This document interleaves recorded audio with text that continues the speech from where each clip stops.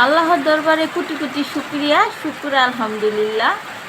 রমজান মাসের প্রথম রহমতের বৃষ্টি, এই রহমতের বৃষ্টি সবার জীবনে বহি আনুক আনন্দ, খুশি ও সমৃদ্ধি।